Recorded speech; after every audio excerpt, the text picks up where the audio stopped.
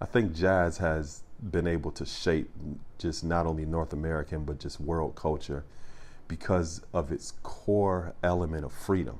Many times when you see the creation of various different genres of music, they hinge upon a certain type of structure. The idea of jazz was to push the boundaries and the limits of various different structures, not only within the music itself, but also the introduction of instruments that traditionally were not actually used in orchestra settings. It's something that's moving forward at all times, and that if we don't control what we do, then we're pretty much doing something, we're improvising with our life.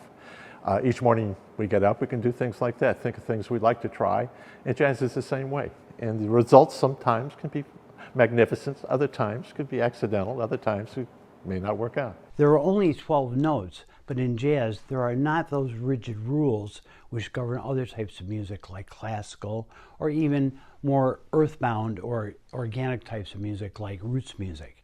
There's always a freedom of expression that a jazz player can find in this particular music that can't be found anywhere else.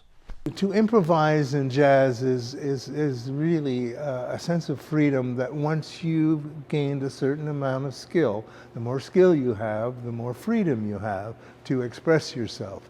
And it's quite amazing. You know, jazz opens up so many possibilities. It opens up a whole world that you never knew existed, you know, when you really delve into it, you know, and the thrill of playing a decent solo, which doesn't happen very often, but is so magical, you know, and you just realize, I did that. I mean, improvisation is composition in real time, you know, and when you're in a position where you can make a living composing music and play while you're playing it's quite magical. You know? I mean, they don't have to be big events, you know.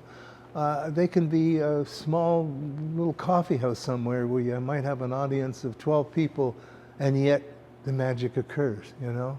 Everyone's in tune, the audience, the music, and it just becomes one homogeneous, magical moment.